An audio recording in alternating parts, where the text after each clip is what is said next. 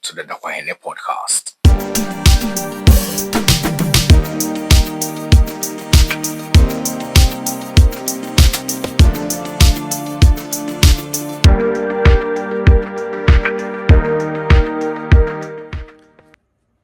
Hi guys, this is the first episode of the Dakwahene podcast that is going to be shown on YouTube. We'll have a video feature to it. Now, I know most of you are wondering why I decided to finally go into video, because for a long time I've said it that we are going to, transition to video podcast and also have a video edition of the Dakwahene podcast as well. But for a while I wasn't doing it. I was just talking about it, and the reason was very simple, because I felt like if it was going to be a video podcast, then obviously I'll need to have two people on the podcast sharing a conversation, what have you. But the very person that I really look up to in the podcasting world was David Senra. I realized he has a video edition of the Founders podcast after a long while, and it's just he himself sitting behind his desk with his library and everything behind him, and he's just talking about things that he's very interested about. And those things are, as we all know, things about founders and their life stories and what we can learn from them as entrepreneurs. So I decided, it's time that I got into it myself. It's time that I decided to have my own edition of the Dakwahene podcast in a video format, where myself alone, I'll be sitting talking to you guys about business, about entrepreneurship, about finance, and about philosophical stuff in general. So this is me finally putting myself out there, putting a face to the Dakwahene podcast, and I couldn't be any more excited than I am currently. The Dakwahene podcast is going to be the world's greatest podcast. I sincerely believe that, not because of myself, but because it's going to have a rippling effect on entrepreneurs globally. Many people are going to come into this fold. Currently, we are well over 1,000 listens, 1,000 plays. But there is a time coming where the Dakwahene podcast will be having millions of plays every month. So it's a journey. Myself alone, I'm doing this, putting in the work, because I believe that it's having an impact somewhere on the life of someone. And I am not necessarily tuned into the metrics of 1 million plays, 1 billion plays, but 1 million impacts. I think that's more important to me. And if there was a way that I could measure 1 million impacts, it would be the testimonials of people and people reaching out to me, talking about the things that have actually changed in their business, in their work of entrepreneurship, simply because they listened to the Dakwahene podcast, they tuned in, and they actually got very important crumbs or very important food for their business work. So this is the maiden edition of our video podcast, and I'm really excited I can come out this way and talk to people. What you want to understand, as a matter of fact, is that today's podcast, even being the first edition of our podcast, being in video form, really speaks to what I'm going to talk about today, and that is the entrepreneur's case. Every entrepreneur has that moment in their lifetime where they have to keep believing, and they believe against all odds, right? And if you have listened for some time, I've talked about against the odds, where failure comes your way and you have to keep going and keep going and keep going. But this is not the same as against the odds. This is more about the case of the entrepreneur, where even against the odds, he has to believe. So this is that element of the entrepreneur's journey where he conquers the odds. Now, Jensen Huang, the founder of NVIDIA, co-founder of NVIDIA, co-founder of NVIDIA, because he came together with his friends from a previous company and then they started NVIDIA. He once said something. He said, what makes entrepreneurs is the fact that they can look at something and say it's going to be easy. They can deceive themselves. They can tell themselves it's going to be easy and keep going, right? But if you look at it carefully, we as entrepreneurs always end up in a pool of mud. We always end up in a place where things are extremely difficult for us. We always end up in a place where we are not seeing the progress that we aim to see in that business venture or that business that we actually sincerely care about and love. But what happens is, some way, somehow, we still believe that it's going to be easy and we keep pushing. And the reason is because there is an inbuilt thing in the entrepreneur where he just can't stop himself from believing that tomorrow is always going to be better. The entrepreneur is inherently optimistic about the future. And so what Jensen Huang was trying to say is, every entrepreneur has too much optimism inside him. And so even when he's failing, even when things are not aligning, things are not matching up to the statistics that he has drawn, the plan, the forecast, the projection, he still has this belief and this hope inside him that he can accomplish that task that lies behind the hurdle that is in front of him. So try as he may, he will not be able to stop himself from going. And I call it the entrepreneur's curse, because it's like a contradiction. You're fighting for your life, but you don't want to stop fighting for your life. You could easily just say, damn all this, I'm done. Let me just settle for one, just some small salary, one job, small salary, boring life, what have you. I'm not saying if you have a 9 to 5 is a boring life, but for the entrepreneur, it's a boring life. That's the reason why he sets himself up for warlike ventures in the world of business building or building up companies. So the entrepreneur has to constantly set himself up for war. It's like when you read Walter Isaacson's biography of Elon Musk, he says that Elon has this thing inside him where he's always looking for chaos. Too much order. When there's too much order, he begins to itch. Like he wants to disrupt things. He cannot settle for normalcy. Normalcy is not his style. And so if you read Walter Isaacson's biography of Elon Musk, he talks about the fact that Elon's parents were once cold, and the authorities at the school said, I'm sorry to tell you, but Elon is retarded. Because as a young man, he couldn't but come to the conclusion that he cannot settle. And so he must always push for what is beyond the normal range or the normal limit of human beings. Think about a man that has literally invented a fork to catch rockets from the skies. How crazy must you be to even want to venture into something like that? One time, people were, constantly saying, he's a billionaire. People that actually vilify billionaires. He's a billionaire. He doesn't care about anything. He only wanted to make money. And then Elon Musk says, I don't think anybody that wants to become very rich would venture into making cars.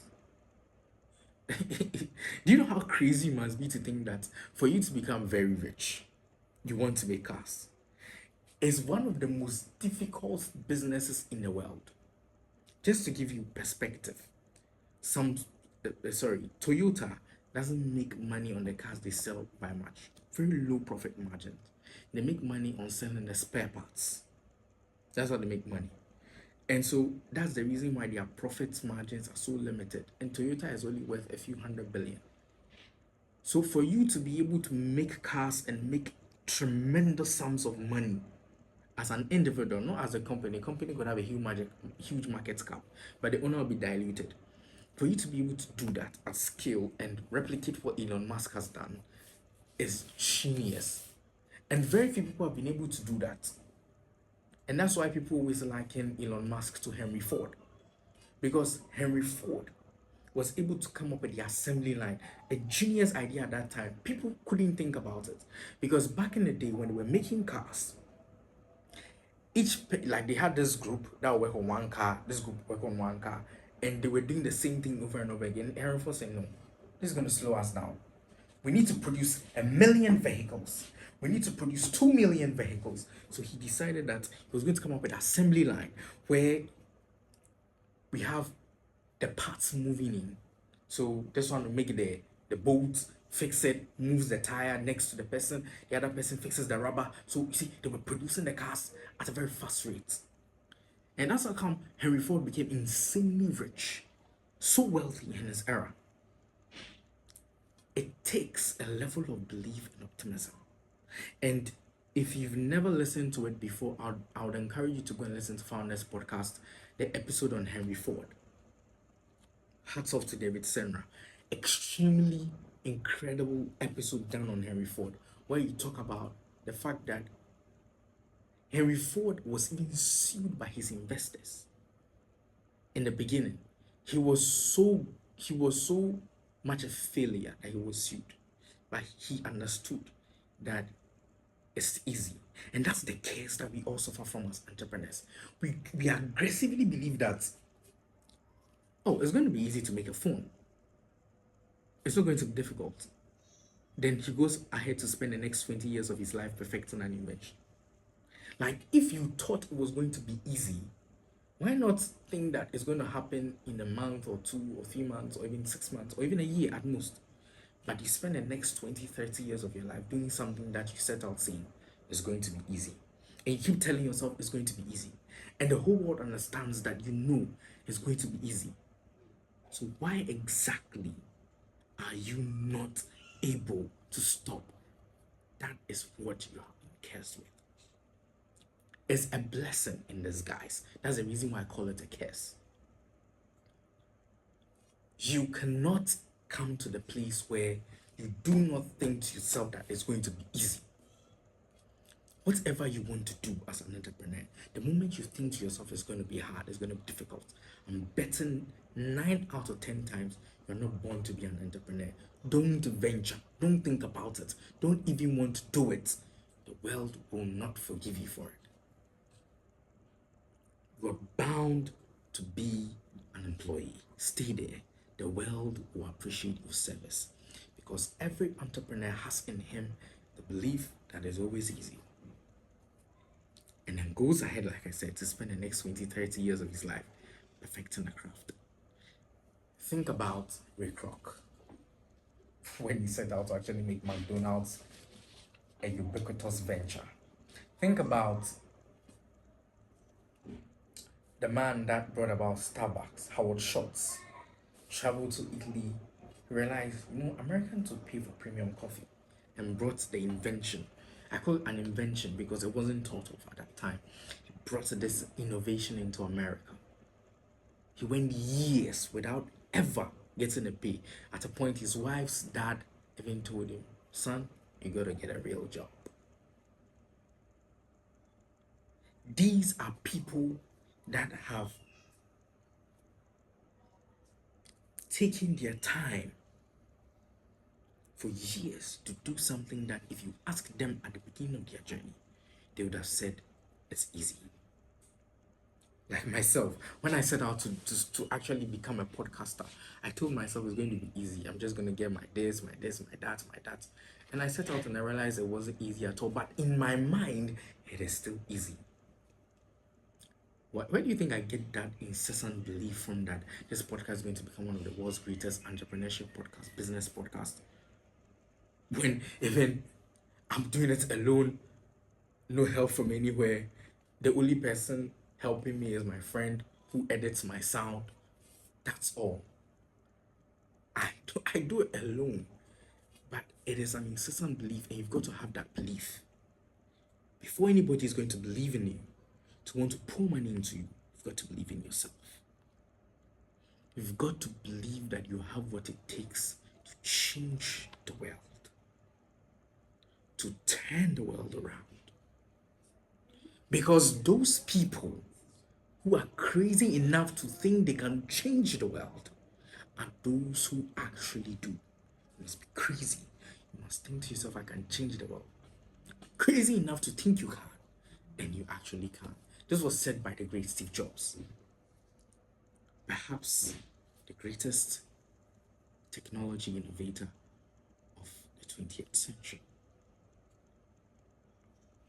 That guy was a marketer. He had the ideas, he had the design, but he himself was not even savvy in technology. It takes men. You see, how can you think about it. You don't understand, you only have ideas, but you don't have the technological savvy or the technical savvy to bring them to pass or to bring them into fruition. But you believe that you can put a computer on every desk in the world. How crazy must you be? That is why I'm telling you, all you need to be is crazy. You need to be cursed with that self-belief. You need to be cursed with that incessant thinking that is going to be easy. And you have to keep at it. This is not just talking about failures and going through against everything and persisting and becoming the winner or becoming the victor at the end.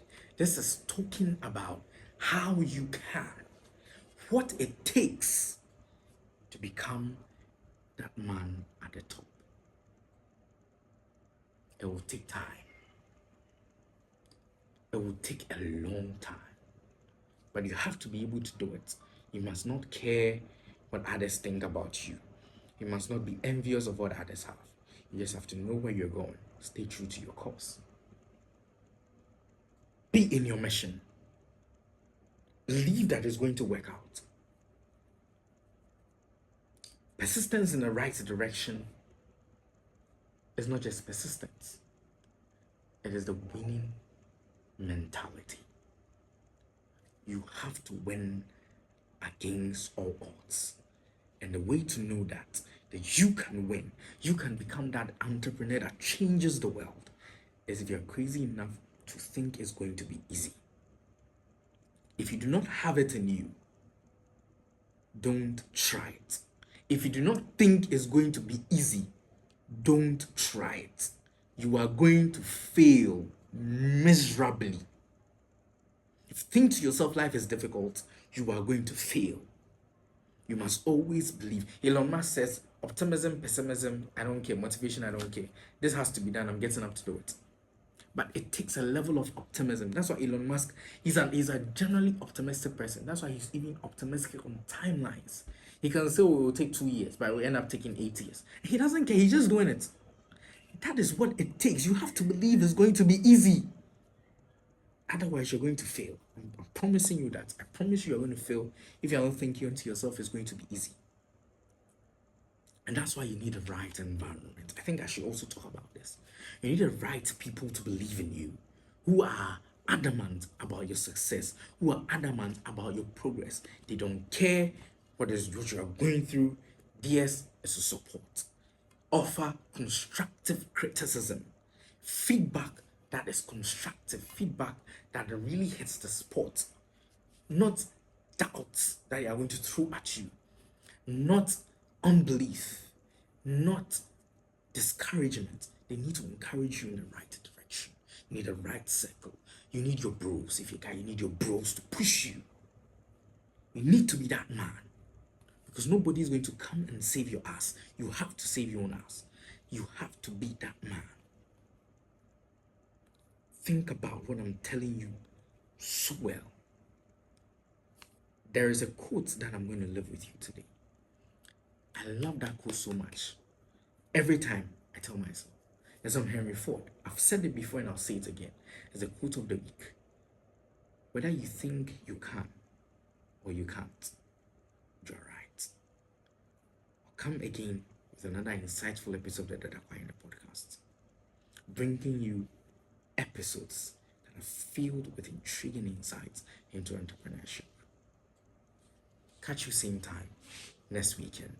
Hasta la vista, baby.